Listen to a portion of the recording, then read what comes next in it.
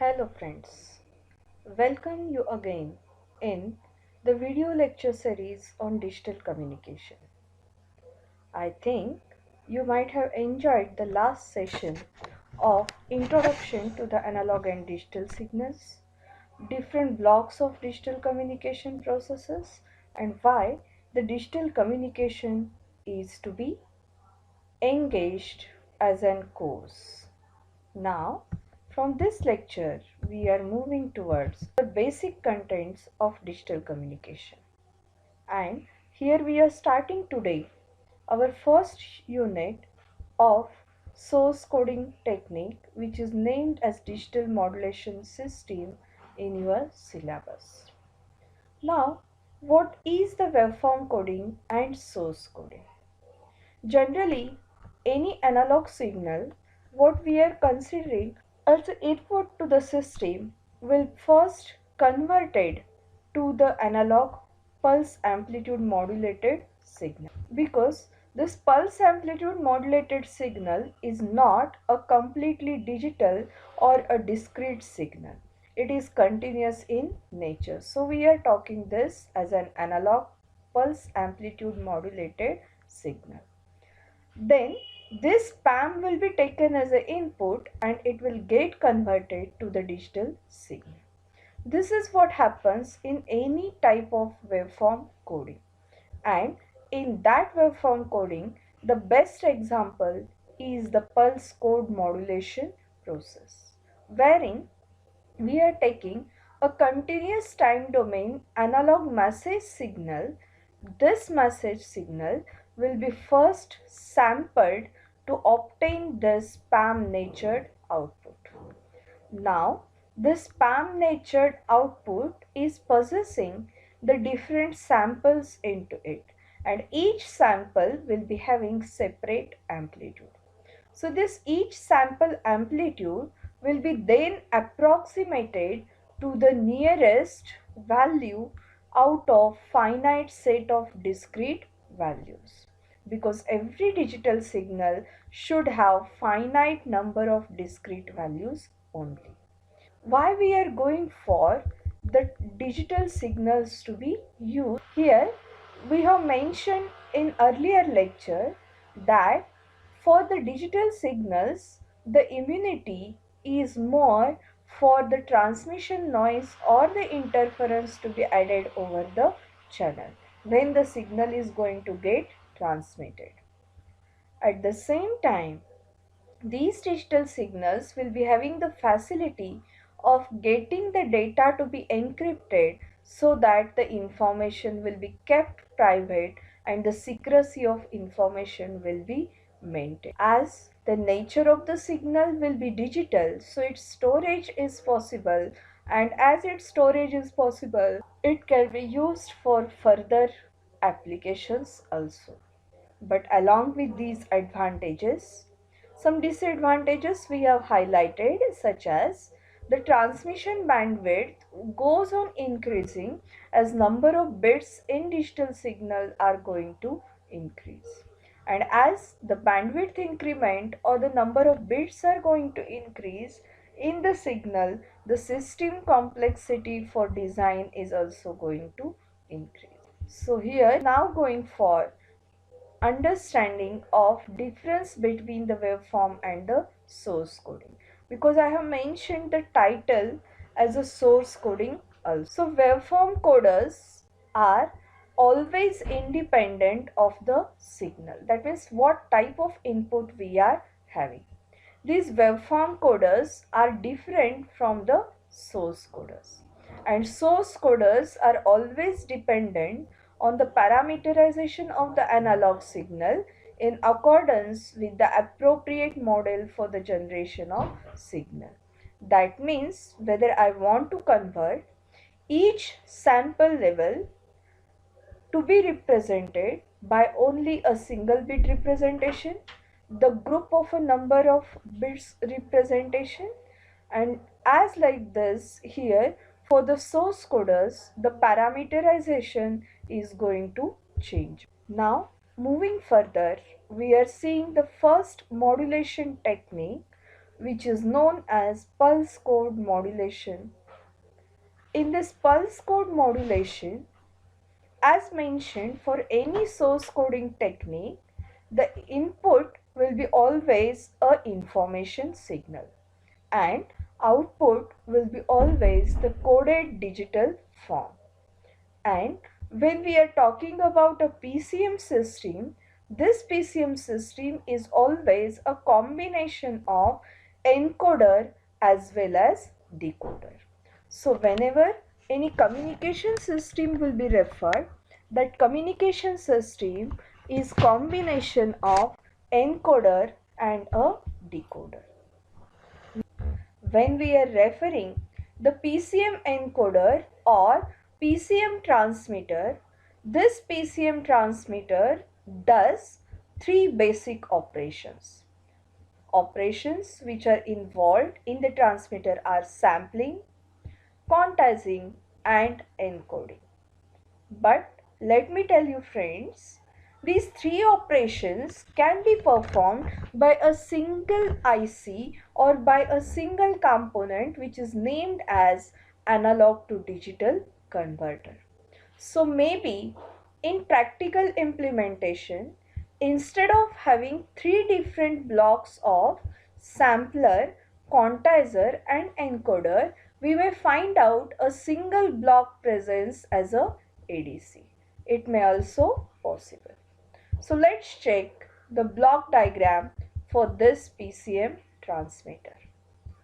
So the PCM transmitter is going to start with the input signal, and as we have written this as a xt, which is representing the function of t, that means we are considering a continuous time message signal or information signal.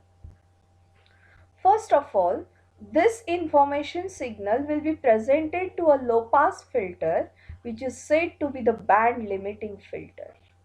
This is applied to the band limiting filter as we have the restrictions always on the transmission channel bandwidth. So whatever the availability of the message signal bandwidth is there, that I have to get band limited according to the channel bandwidth what is available for transmission. Now in the next part, the band limited signal is passed to the sample and hold circuit. Now in the sample and hold circuit, basically we are going to sampling will be of two different types. One is called as a natural sampling and other one is said to be the flat top sampling. In all real-time applications, the natural sampling will be used because in the natural sampling, the original signal shape is going to get conserved. And as original signal shape is going to be conserved, because of that, no information loss is going to happen. And so here the sampling refers to the natural sampling, and after that we are providing the holding operation for the level. And because of that, as a output of this whole block of a sample and hold, we are going to find out the output which can be seen as flat top sample signals. So friends, in this particular representation, you can find out that the original signal has been given to the PAM converter, which I can say as a sample and hold circuit, and its output will be looked like here, where the discrete amplitudes for each of the samples are obtained. And when we are obtaining these discrete samples, here the shape of your original signal has got conserved. Let's check out. The shape of this original signal has got conserved. Now After this sample and hold, which gives us the PAM output, the next block is said to be the quantizer. Now what this quantizer block is doing? So quantizer block is going to take every individual sample level from this. So this is your every individual sample level. You can see here that every consecutive sample will be having nearest values as compared to your previous sample. So in the process of quantization, what it is going to do is, it is going to get the rounding of the sample values to the nearest predefined level. It is going to round the sample values to the nearest predefined level. So from this quantizer as a output, the quantized pan we are going to get, and that quantized pan will be of this nature. Quantized pan will be similar to the flat top sampled output, but difference in this flat top sampled and this quantized output is there that in the quantized output the amplitudes of each of that signal may be different one, because here we are rounding each sample value to the nearest predefined level. So even though in visualization these signal representation are same, their amplitude values will be going to differ. So please take a note of this. After the quantizer, we are having the block of encoder. And practically, for the operation of encoding in the communication system, the analog to digital converter block will be utilized. This analog to digital converter block is going to take every individual discrete analog level from the quantizer output and it converts it into corresponding equivalent digital code. Now, in this code, either corresponding to each level only single bit is present, or maybe more number of bits groups will be possible. In PCM, when in the practicals the kit will be referred, that time for every individual will be represented by a 7-bit word. Now this encoded output, let's say every level is encoded by using 7-bit grouping. So those all 7 parallel bits will be taken by using this bus into the parallel to serial converter. Now this parallel to serial converter will convert the 7 parallel bits into a serial form. Because of that, instead of having 7 parallel lines, by using a single line as a channel, we can transmit the information bits one after the another. And this is how, to reduce the number of channels requirement, we are using the parallel to serial conversion at the transmitter. To this parallel to serial converter, and for the sampling operation, we have to give some clock inputs, and this clock will be having the frequency which is mentioned as Fs, and this Fs is nothing but the sampling frequency. So friends, let me tell you that by using the Nyquist criteria, the sampling frequency will be defined. Sampling frequency will be always either more or at least equal to the twice of maximum frequency of that signal. And this Fs will get generated by using the pulse generator. And these are the waveforms which are representing a continuous time domain signal. Mathematically speaking, For the sampling process, any continuous time domain signal is multiplied with a train of pulses, where the pulse separation period is maintained with some constant value. Now, this original signal is multiplied with this train of pulses, and here the flat top PAM will be obtained.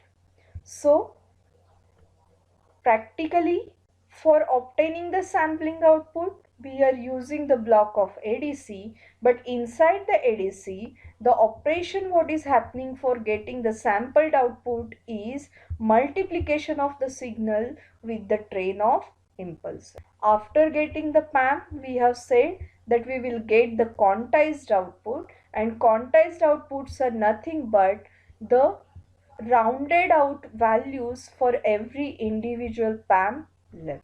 If we are using a ADC of 4 bits.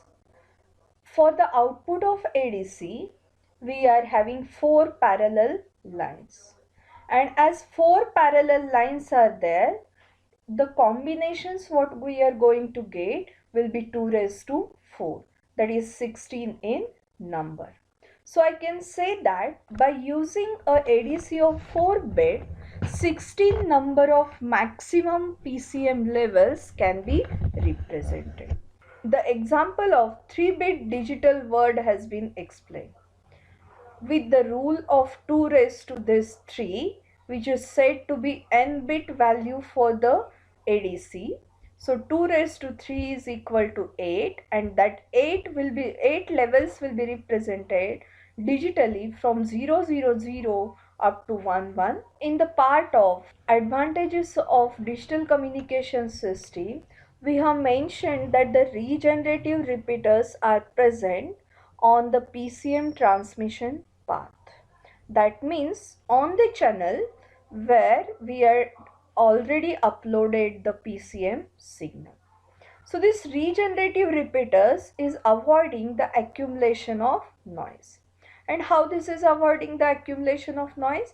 For that purpose, it has to perform the 3 basic operations of equalization, timing synchronization, and decision making. So we will be able to get the clear, clean, noise-free PCM signal. Now we will move towards the PCM receiver diagram, or it is also said to be PCM decoder diagram. Even though we are saying that on the PCM path we are having the presence of regenerative repeaters, we are plotting that as a starting block for the receiver diagram. You can see that the first block is a regenerative circuit, or it is also known as regenerative repeater circuit. For this regenerative repeater circuit, from the channel the input signal is going to come, and definitely on the channel some amount of noise is going to get introduced. The input for the regenerative repeater will be the PCM signal plus some amount of noise added to it.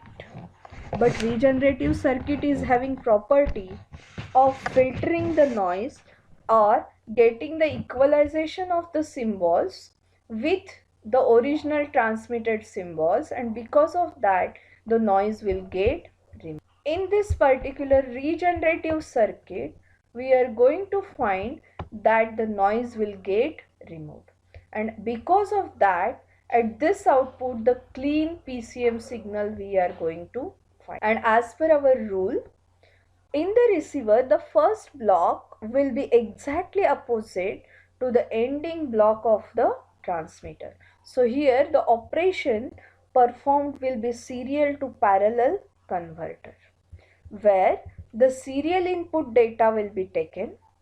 This serial data will be converted into parallel form, so number of lines will be there. That number of lines will be nothing but the capital N value. Now you will say, what is this capital N? So capital N is nothing but the N bit ADC. That N is 3 bit or 4 bit ADC. So here 4-bit digit PCM word will be obtained from the output of serial to parallel converter. This parallel 4 bits will be inputted to the next block of a decoder, and this decoder block is nothing but digital to analog converter. Corresponding to one particular level all bits, a single analog level will be approximated as the output of this decoder, and this approximated output will be then again smoothened out by using the next block of low pass filter, and that's why this low pass filter will be named as smoothing filter also.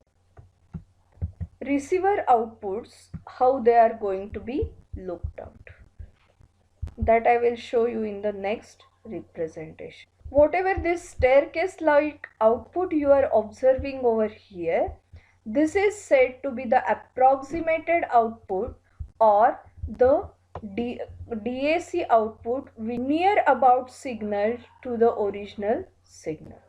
It is not exactly similar to our original signal, and that's why on that signal we have to apply the smoothing operation to get the original recovered signal. So next, in detail, we are going to see the quantization process. So here we will stop today. Thank you, friends.